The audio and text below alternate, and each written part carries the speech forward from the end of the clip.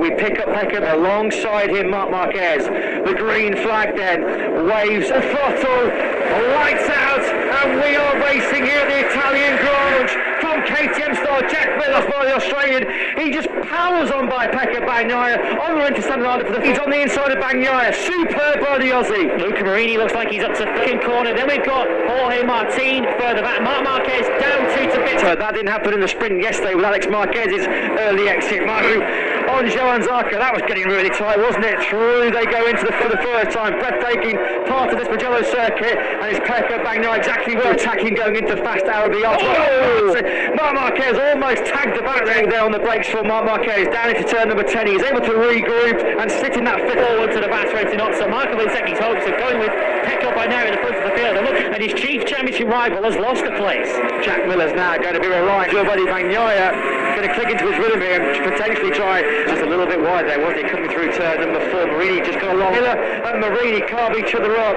This is just allowing Bagnaia and Martin to start. Lap is staying with Bagnaia but not getting any closer to him. So Jorge Martin, big shadow by his younger sibling Alex Marquez. Starter. Surely Luca Marini, if he's got any aspirations of a fairy tale home win here. Hey, yellow flags are out in sector 4. We must have lost somebody at the final corner. Once again, it's just playing beautifully into the hands of Bagnaia and Martin. Martin taking his own 6, 7, 8 kilometres an hour fast. You have to adjust your braking mark. Really disturbing their rhythm.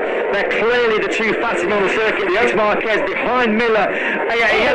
Well, how did he pick his way through there? How Marco Bezzecchi and Marc Marquez got away with that one. There we go. Back to the line where Jack Miller was already sitting. That was Alex Marquez. All he had to do there, he had to run a slam into his brother Marc Marquez. Simon, that was really, really scary. Just looked like Alex. At the moment, Bagnaia and Martin are in a completely different race to everybody else. They were a instant for Jonas Folger on the first lap. He didn't see each other for lap times last time round. Both in the high 140. Cini is matching the leading pair. And now through on Brad. Cannot make any progress. Yeah, and he will see Bagnaia just streaking away. You'll see he is going to have a big task on his hands to find his way fine in this year's Motogp World Championship. There he is there. Marco Bezzecchi pouting. He took him back through on the exit there. Frankie Morbidelli's ahead of this pair. Sprint yesterday on board Quattararo's Yamaha, then as he sweeps into the fast lane 9.8 on that lap number 5, and able to go with temperature and pressure. The ambient temperature pre-race was nudging up to nearly 30 degrees. Home podium for him here in Mugello. Yeah, they're actually a couple of tenths quicker than Marquez, and so far through the third sector, reaching that lead at around a half-second point. But Martin is always quicker in that final sector. Tired because he's just lost. Oh, Marquez down! He's gone down! Thought of saving that one, and it's another DNF Spaniard Marc Marquez. He's looking at that stricken home. Seems completely bewildered there by what happened. Simon, you caught an eye of that one. Didn't cope with it. Early win. Yeah, thanks to that, Simon. You can clearly see his reaction. That is the first time in his Grand Prix career. Back at the front, Bagnaia at the moment looking in complete control of the tyres. If he is to figure in the late podium battle, he's had the special taste for home podium Moto 2, but this is a different ball game, isn't it? Motogp catch a good break at the moment, can they? This is a replay there. Lining up some slipstream behind Luca Marini's Ducati. He went into turn number 15, but what can I do? This is what happens when you're on the ragged edge, when you're pushing to the limits. Past Jack Miller at the start of this lap has now let the Australian through, and as he slipstreams his way through on Aloysius Farngrove. This is a damage limitation afternoon for what's behind Pecca Bagnaia in the World Championship. That lead is going to grow significantly. With Jack Miller on that run down the first corner, since then he has been in control of 0.3 of a second. We have to factor in, Lewis, don't we? Keep this pace. He's still walking wounded from that ugly crash. He's going to be riding on pure adrenaline right now, isn't he, Marini, to hang on to that home podium. It's lap 10 of 23 as Bagnaia comes through the Vicini corner where he's been so matching him, keeping him with inside. Here's Martin just sticking there. Last time around there was just 200ths of a second between their lap times, both doing 1:47. Max Marquez and Zarco were a tenth quicker. Yeah, for 2 or 3 laps in a row now, Marini markedly superior pace to our top 2 men in this Grand Prix so far. We're on board with Fabio. If Pecco would struggle to stay up front, with he's on the medium, and Martin behind, obviously managing it carefully, so they don't wreck their tyre. So you've got to think towards the end of the race that Bagnaia and Zarco, all on the medium rears, are going to be stronger. There might be more of that one, yeah. Traditional wisdom would suggest that Simon just keep a close eye on, because whether it's been rain or shine in 2020 pace towards other races. Johan Zarco, there he is, the number 5 in P5. Well, let's hope for his sake and for the crypto data RNF sake there's been no Oliveira serious muscle damage, serious ligament damage. Inside goes Alex Marquez. Is he going to hold that inside line? No, he's not. There's not a lot of room, but he took it. Now then, Marini versus Marquez. This could get pretty feisty. Zarco's eyes will be lighting up just behind him. Zarco started the lap just half a second behind, and he'll close in the more quicker than both of the two riders ahead of him. So this could well be a four-way squabble. It's Jorge Martin and Alex Marquez having to stress and overwork that Italian Grand Prix. 12 laps to go, so 11 have a sniff and try and give Bagnaia a different look, make Bagnaia ready. What we saw talked about at the start of the season when Vinales was chasing Bagnaia, he was able to follow through whilst the chasing pack could not. Last time around, Martin was a shame. Marini versus Marquez, take 2.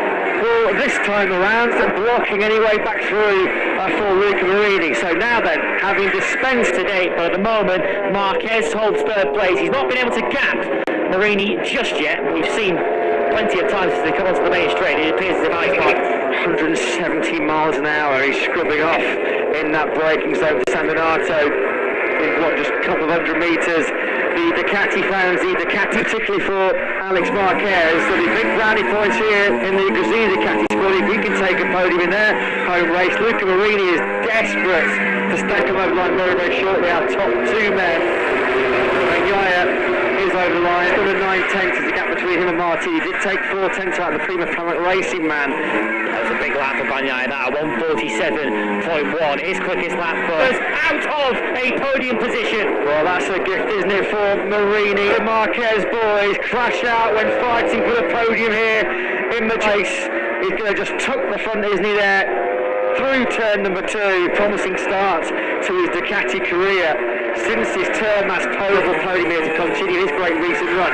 Here comes Zarco on the latest spec.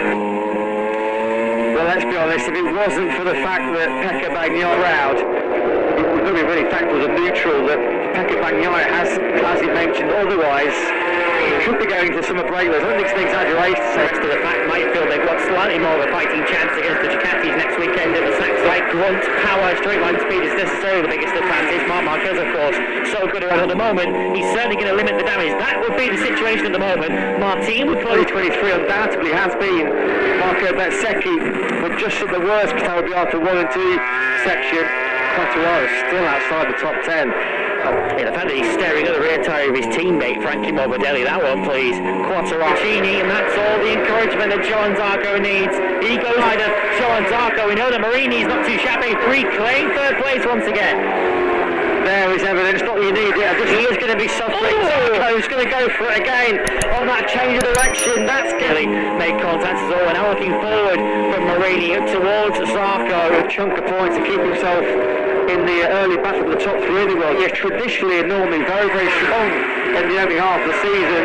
What leader though, and Pecco Bagnaia. This is just a dream scenario for him. 5 laps to go. For Jorge Martin, who you just think now is going to bunk it down, isn't he? And there's nothing that Martin can do. 1.5 seconds, he remains behind Bagnaia. Coming through in the background there was Brad Binder, who's having a very lonely 5th place run. Angry Marc Marquez. There goes his hopes of the Mugello podium, but he just turned around and was staring at that Honda. Is his patience is getting a little bit demoralised, isn't he, with his current Sunday fortune? Still yet to stand clear. I am ready to win, and if I can deal with Honda, great. Don't care what brand. I'm only here for one thing, and that's to win. The R46 Racing Team boss looks on. Can Luca Marini fighting strongly? It's not going to come in time for him to chase down Jorge Martin in the 10th and 11th between Bastianini and the 2 factory Yamahas. Past Bastianini and just lost it again on the main straight. Bastianini taking that back in 10th and 11th. Maverick Vinales has just taken 12th place, the scoring record on the Sunday in TAC this year. He's just gone past Mugello. Win, isn't it, for Marquez when he goes to Germany. He's won his last 11 of next weekend. You do wonder if that just starts throwing more doubt in his mind to get themselves out of this massive hole they find themselves in right now.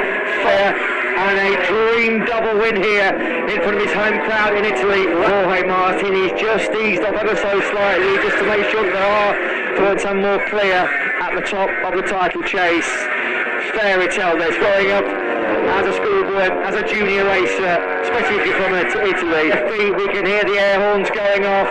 He drops down through Casanova. He's under control now. He's pulled out another 3/10 on that last lap over Luke. Over a second of an advantage now for Zarco. Will be a 1-2 of the Bologna Bullets at their home Grand Prix. Pecco Bagnaia is coming toward from the Ducatistas as he comes through Corentaio. He's just got the Biandetti chicane Italian Grand Prix victory. He's about to bury the pole jinxers, which been hanging over Motogp. Through Biandetti 1 and 2. Pecco Bagnaia goes, what a day in their home Grand Prix. The top 5 in yesterday's sprint. They're going to take the top to a stunning 6th place. He beats Jack Miller to checker flag by less than a tenth of a second. He's been the big points scorer on Sunday so far this year, but say briefly on the run into first corner, and that was about it. He didn't see anybody else. For Davide. Once again, mastering Mugello was Pecco Bagnaia. The Ducati found feet. Bagnaia on the foot pegs of his Ducati.